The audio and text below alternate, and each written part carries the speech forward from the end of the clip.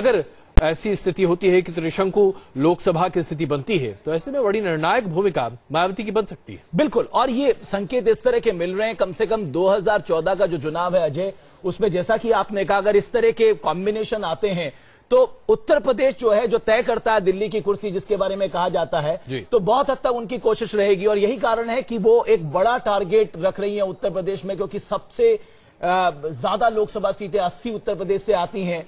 और अगर एक बड़ा टारगेट लेकर वो चल रही है, और जैसा कि उनकी रैली में भी आज देखने को मिला, अगर ये भीड़ को वोट में तब्दील करने में कामयाब हो जाती है तो एक बड़ी कामयाबी उन्हें उत्तर प्रदेश में मिल सकती है। इतना ही नहीं, सबसे बड़ी बात यहां पर देखने वाली ये है कि आम आदमी पार्टी यानी कि आपका असर अगर लोकसभा चुनाव में ठीक वैसे ही होता हुआ प्रतीत होगा जैसा कि आज कहा जा रहा है या जिसकी आशंका जताई जा रही है, यानी कि वोट कटवा पार्टी के तौर पर अगर आप वाकई में स्थापित होते हुए दिखाई देती है तो उत्तर प्रदेश में इसका बहुत दूरगामी नतीजा दिखाई देगा।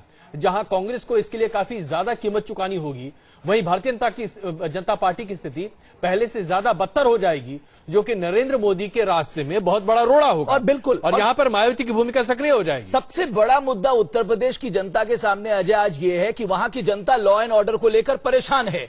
और मायावती का ये सबसे बड़ा गुण है कि जब जब वो सत्ता में आई, लॉ एंड ऑर्डर के मामले में उनको जाना जाता। उत्तर प्रदेश की जनता कहती कि लॉ एंड ऑर्डर के मामले में बीएसपी की सरकार में यानी जो असामाजिक तत्व होते हैं उनकी जगह जेल में होती है। तो जनता को कहीं ना कहीं यह महसूस होता है कि लॉ एंड ऑर्डर के मामले में अगर कोई मजबूत एडमिनिस्ट्रेटर है तो वो मायावती है। बिल्कुल, लेकिन यहीं पर एक उनकी सबसे बड़ी खामी भी गिनी जाती है। उत्तर प्रदेश में जब उनकी सत्ता थी, जब एक तरह से माना जा रहा था कि तनावहीनता की स्थिति है, वहां पर भ्रष्टाचार का बोलबाला कुछ इतना ज्यादा रहा। NHRM स्कैम को हम भूल नहीं सकते। ऐसे कई ऐसे स्कैम थे जो सब सामने आते रहे हैं।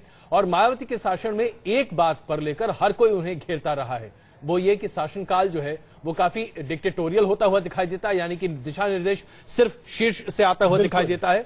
और उसकी दूसरी बड़ी खामी होती है भ्रष्टाचार को लेकर मायावती की हर उत्तर प्रदेश की सरकार को घेरा गया है, और इससे बचना आखिरकार उनके बहुत बड़ी मजबूरी और चैलेंज है। और अब उनके सामने सबसे बड़ा चैलेंज ये 2014 का चुनाव है। और एक वो जानती हैं कि अगर उनके पास अच्छे खासे सांसद होंगे तो दिल्ली में एक बड़ी भूमिका वो निभाएंगी। और कम से कम, क्योंकि अभी एक लंबा वक्त होगा उत्तर प्रदेश के विधानसभा चुनाव को लेकर, तो ऐसे में दिल्ली की सियासत में वो चाहेंगे कि उनकी एक भूमिका हो। और यही कारण है कि उन्होंने यहां से न सिर्फ उत्तर प्रदेश की जनता को मैसेज दिया है, बल्कि देश भर की जनता को मैसेज दिया है, खासकर दलित वर्ग को, जो उनका बहुत ही कोर वोट है, जो कहीं से टस से मस नहीं होता, उसको उन्होंने संदेश दिया है कि जो उनके नारे हैं कि ब्राह्मण शंख बजाएगा, हाथी दिल्ली जाएगा, ब्रह्मा विष्णु महेश है, हाथी नहीं गणेश है, ब्रह्मा विष्णु महेश है। यानी एक आइडियोलॉजिकल बदलाव भी आया। आप देखना यह है कि 2014 में वो कितना कुछ कर पाते हैं। बिल्कुल, लेकिन इसमें राजनीतिक अवसरवाद की एक भूमिका भी होती है रमेश। बिल्कुल, हमें इस बात को नहीं भूलना चाहिए कि समाजवादी पार्टी के पास 27 सांसदों का समर्थन हासिल था, लेकिन 2004 में जिस एक छोटी सी गलती समाजवादी पार्टी के लिए इतनी भारी पड़ी कि उन्हें सत्ता से न सिर्फ बाहर रहना पड़ा बल्कि अमर सिंह का तंज भी झेलना पड़ा। बिल्कुल, तो ये सारी गलतियां हैं जो कि उत्तर प्रदेश में नेता करते हुए दिखाई दे सकते हैं। लेकिन मायावती के बारे में ऐसा माना जा रहा है, खास करके बहुजन समाज पार्टी के बारे में, कि कई सारे बदलाव वहां पर आ चुके हैं। दिल्ली की जीत के बाद पूरे देश में आम आदमी पार्टी की जिस तरीके से लहर चल रही है, जिसकी चर्चा अभी हम आपके सामने रख भी रहे थे, ऐसे में मायावती की रैली में जो जबरदस्त भीड़ आज आती हुई दिखाई दी, इससे एक बात स्पष्ट हो रही है, दलित वोट बैंक आज भी बहुत बड़े पैमाने पर मायावती के साथ वैसे ही जुड़ा हुआ है जैसा कि पहले जुड़ा रहा है। इसमें सिर्फ, जैसा कि अभी रमेश ने कहा, सबसे बड़ी चुनौती आज मायावती की यह है कि अपने दलित वोट बैंक के साथ अल्पसंख्यकों को और ब्राह्मण या अन्य जातियों को अगर उत्तर प्रदेश में जोड़ पाती हैं और पूरे देश में इसी तरीके से मायावती लोगों को अपने साथ रख पाती हैं, तो शायद वो एक ऐसी ताकत बन सकती हैं जो कि 2014 के लोकसभा चुनाव में सक्रिय भूमिका निभाए, अगर मुलायम सिंह यादव वाली गलती ना करे तो। बहन कुमारी मायावती की जिंदाबाद, जिंदाबाद, जिंदाबाद। बहन कुमारी मायावती की जिंदाबाद, जिंदाबाद। मायावती की सावधान रैली में उमड़ी भीड़ के बाद यूपी की सियासी फिजा बदली हुई दिखाई दे रही है। जिंदाबाद, बाबा साहब का मिशन अधूरा। ये तस्वीरें राज्य की सियासत में बड़ा दांव खेलने की तैयारी कर रहे केजरीवाल के लिए चुनौती का संकेत है। दिल्ली के विधानसभा चुनाव में अरविंद केजरीवाल मायावती के दलित वोट बैंक में सेंध लगाने में कामयाब हुए। पिछले चुनाव में बीएसपी दिल्ली से 2 सीट जीती थी, लेकिन इस बार एक भी सीट हाथ नहीं लगी। मायावती भी बखूबी जानती है कि मौजूदा दौर में केजरीवाल की सियासत के क्या मायने हैं, इसलिए अपनी रैली में मायावती ने दिल्ली के मुख्यमंत्री अरविंद केजरीवाल पर करारा हमला बोल दिया। मायावती ने केजरीवाल की आम आदमी की सियासत को नाटकबाजी करार दिया।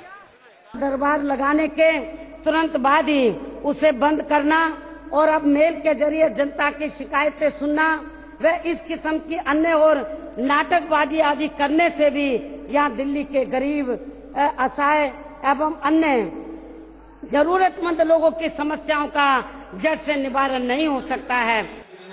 मायावती यहीं नहीं रुकी। खुद को गरीबों का हमदर्द बताने वाले केजरीवाल पर सीधा हमला बोलते हुए उन्होंने कहा कि केजरीवाल हिसार के रहने वाले हैं, वहां दलितों की हालत बद से बदतर है। इतना ही नहीं, दिल्ली में केजरीवाल की सरकार में दलितों को आम आदमी बताकर उन्हें नजरअंदाज किया जा रहा है। दिल्ली प्रदेश में जहां इस समय श्री केजरीवाल के नेतृत्व में आम आदमी पार्टी की सरकार चल रही है, जिन्होंने जहां सदियों से आज भी जातिवादी एवं गैर बराबरी वाली सामाजिक व्यवस्था के शिकार होते चले आ रहे करोड़ों लोगों को, अर्थात यहाँ दलितों, पिछड़ों एवं अन्य उपेक्षित वर्गों के लोगों को अपने खुद के वैश्य समाज यानी कि बनिया समाज एवं अन्य समाज की तरह एक लाइन में खड़ा करके इन्हें भी आम आदमी की संज्ञा में इन्हें भी आम आदमी की संज्ञा देकर इसकी आड़ में जो उनकी काफी ज्यादा उपेक्षा की है, ये भी अब यहाँ पूरे देश में काफी गंभीरता से सोचने का विषय बना हुआ है। मायावती ने आम आदमी पार्टी की सियासत को दलित विरोधी करार दिया। साथ ही चुनौती भी दे दी कि ऐसी सरकार ज्यादा दिन तक नहीं चल सकती। मायावती ने केजरीवाल सरकार की नीतियों को भी सिरे से खारिज कर दिया। उन्होंने कहा कि जब वो मुख्यमंत्री थी तो यूपी के लोगों को दिल्ली से ज्यादा सस्ती बिजली और पानी मुहैया करवाई थी। इस आम आदमी पार्टी के बारे में आप लोगों को ये भी मालूम है कि इस पार्टी की सरकार ने दिल्ली के थोड़े से लोगों को राहत देने के लिए अभी हाल ही में जो बिजली के दरों में कुछ कमी की है, तो हमने इससे पहले ही यहाँ देश में सबसे ज्यादा आबादी रखने वाले अर्थात लगभग 20 करोड़ की आबादी रखने वाले इस उत्तर प्रदेश में अपनी बीएसपी की सरकार के समय में इससे भी कम दरों में यहाँ की गरीब जनता को बिजली उपलब्ध कराई है। लोकसभा चुनाव के मद्देनजर इन दिनों आम आदमी पार्टी ने पूरे देश में सदस्यता अभियान चला रखा है। पार्टी ने यूपी में पूरी ताकत झोंक रखी है। अमेठी में कुमार विश्वास की रैली से केजरीवाल ने चुनावी शंखनाद कर दिया है। केजरीवाल यूपी में कितने कामयाब होंगे अभी तय होना बाकी है, लेकिन मायावती की रैली से साफ है कि उनकी जमीन हिलाना मुश्किल है। 3 न्यूज़ नेशन। तो मायावती ने अपनी रैली से बाकी राजनीतिक दलों को यह जता दिया कि अगर वो भीड़ के सहारे ये दिखाना चाहते हैं कि वो सबसे मजबूत हैं, तो इस भीड़ के सहारे वो ये भी जान ले कि उन्हें कमतर ना आंके। दरअसल सावधान रैली में मायावती ने दिल्ली की गद्दी के लिए भी दावेदारी ठोक दी है। उन्होंने अपने समर्थकों को सतर्क रहने के लिए कहा है और उत्तर प्रदेश से लेकर केंद्र में सरकार बनाने के लिए जुट जाने को कहा है। नीला झंडा हाथी निशान Baba Saheb doctor B R Ambedkar. Lucknow के साथ मायावती के निशाने पर दिल्ली भी है।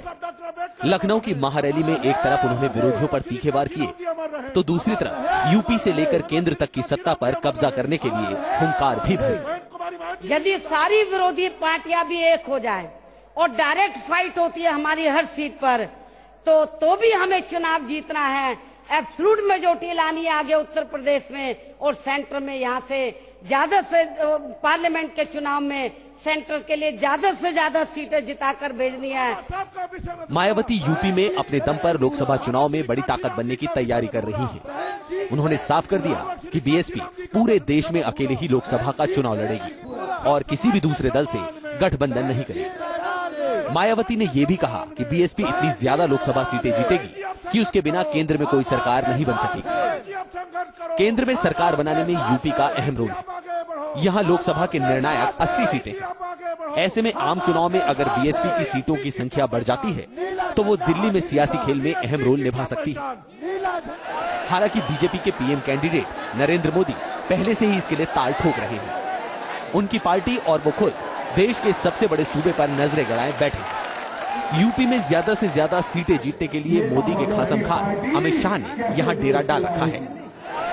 मोदी भी यहां अपना सियासी करिश्मा दिखाना चाहते हैं, और रैलियों में भीड़ जुटा रहे हैं। अनुरोध करता हूं, लेकिन मायावती की सावधान रैली में उमड़े जनसैलाब ने बीजेपी की मिशन यूपी की राह में मुश्किलें जरूर बढ़ा दी होंगी। आम आदमी पार्टी के नेता और दिल्ली के सीएम अरविंद केजरीवाल पहले से ही बीजेपी के दिल्ली फतेह के रास्ते में रोड़े अटका रहे हैं। केजरीवाल की बढ़ती लोकप्रियता बीजेपी के मिशन 272 प्लस के आंकड़े को पलीता लगाती नजर आ रही है। दिल्ली विधानसभा चुनाव में आम आदमी पार्टी के सफलता के झंडे गाड़ने और उसके बाद पूरे देश में केजरीवाल समर्थकों की लगातार बढ़ रही तादाद बीजेपी और संघ की चिंता बढ़ा दी। दबा देते हो। हालिया हुए कई सर्वे में भी ये बात साफ हुई है कि केजरीवाल बीजेपी को शहरी सीटों पर नुकसान पहुंचा सकते हैं। देश का आने वाला लोकसभा का चुनाव इस बार सीधे सीधे बीजेपी और आम आदमी के पार्टी के बीच में लड़ा जाएगा। कांग्रेस कहीं पिक्चर में नहीं है, तो इन दोनों पार्टियों के बीच में चुनाव लड़ा जाएगा। देश के सामने अब चॉइस है।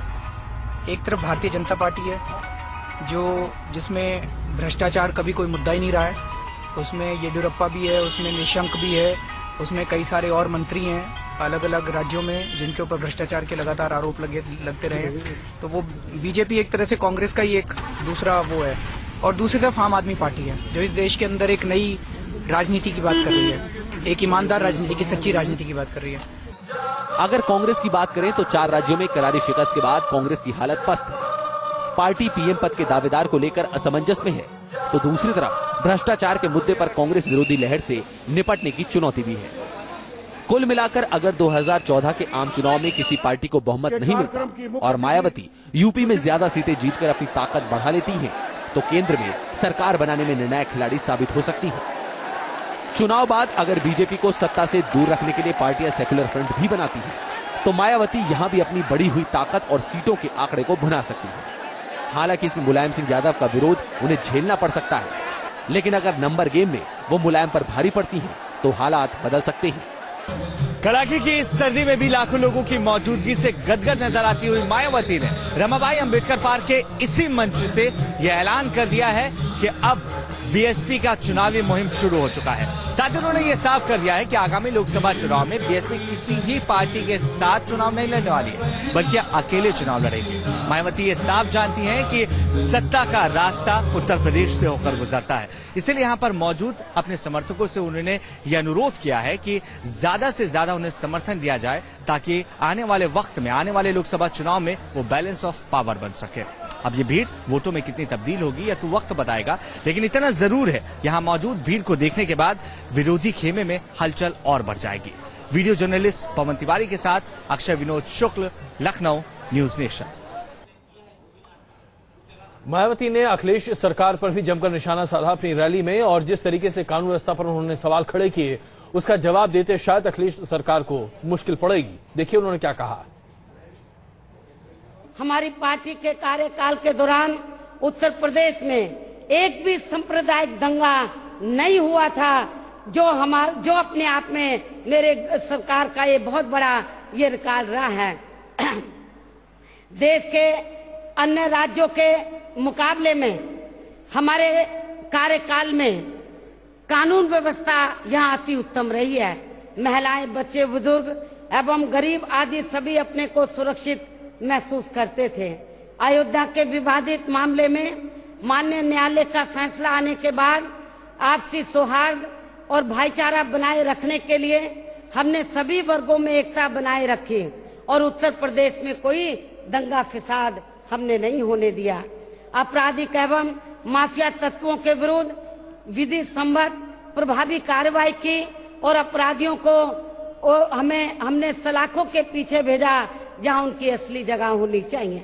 और यदि किसी बीएसपी के एमएलए, मंत्री या एमपी ने भी कानून को अपने हाथ में लेने की कोशिश की तो उसे भी हमने बख्शा नहीं है, तो उसे भी हमने बिना कोई देरी किए हुए जेल की सलाखों के अंदर भेजा है। उत्तर प्रदेश में एकदम अप्रत्याशित एवं अभूतपूर्व तौर पर अब यहाँ उस पार्टी का भला हो गया है जिसके बारे में आज उत्तर प्रदेश में ही नहीं बल्कि पूरे देश भर में ये आम चर्चा है कि कानून व्यवस्था के मामले में अब उत्तर प्रदेश एक क्राइम प्रदेश बन गया है।